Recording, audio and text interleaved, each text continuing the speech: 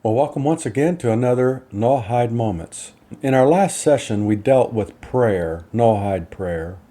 I'd like to address the Siddur.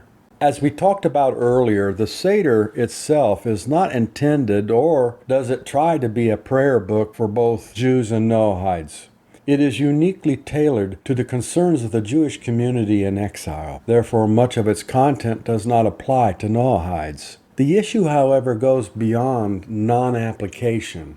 Were non-Jews to use many of the prayers in the Siddur, they would be praying falsely. For example, to say a prayer which includes the petitioner as part of Israel is a mistake because Noahides are not part of Israel. Though this seems to be really a minor detail, and I understand. Consider the verse from Psalms. One who utters falsehood shall not stand before me. Therefore, before praying any of the prayers found in the Siddur, a Noahide must assess whether or not that particular prayer is relevant to a non-Jew. I know that sounds picky, but we have to be very cognizant of what we're doing.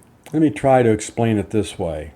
It is not reasonable to assume that ancient Noahide communities had their own unique liturgy, their own Siddurs. After all, we see that the Siddur itself does not offer Noahides a great amount of variety. If so, then what prayers did the ancient Noahides pray? This is a very hard question to answer. As we've talked about previously, the ancient Noahide communities disappeared in the 3rd century, leaving no written evidence of liturgy.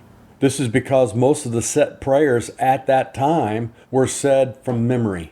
In fact, the Jewish community itself did not have and did not even compile written prayers until late into the 9th century. The lack of uniquely Noahide prayers is actually felt by both Noahides and Jews involved in the Noahide community. In response, many collections of Noahide prayers have been authored over the past 2 decades. Many of these have been compiled, are very good. They're excellent, while some are fundamentally flawed and have mistakes. Having reviewed all the publications available today, I would most recommend a small pocket-sized booklet called Prayers, Blessings, Principles of Faith, and Divine Service for Noahides. It's by Rabbi Moshe Weiner. I would like to also recommend The Order, a communal and individual Noahide Siddur that is sold at NoahideNations.com. It's an excellent book that has all the different prayers for holidays, Friday nights, and daily prayers, all geared toward the Noahide. To summarize prayer for the Noahide, in prayer, one must be very careful not to utter any falsehoods, any words that would be considered falsehood. Much of the Siddur itself is specific for the exile of the Jewish community and specifically addresses their concerns. Therefore, Noahides cannot use most of the material contained therein. Nevertheless, the Siddur itself contains some universal material that Noahides may use for their daily prayers. While ancient communities likely did have specific Noahide liturgies, any actual evidence of that has been lost to history. Most authors have compiled and composed collections of Noahide prayers, some better than others.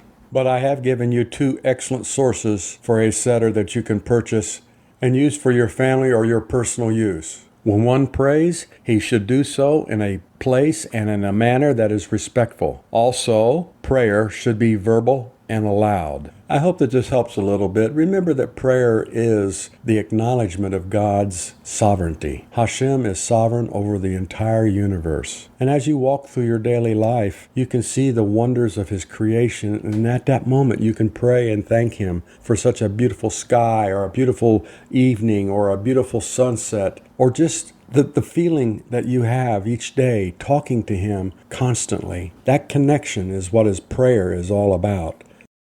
Don't forget to register at NETIV.net for the upcoming Noahide Mitzvot and Lifestyle course.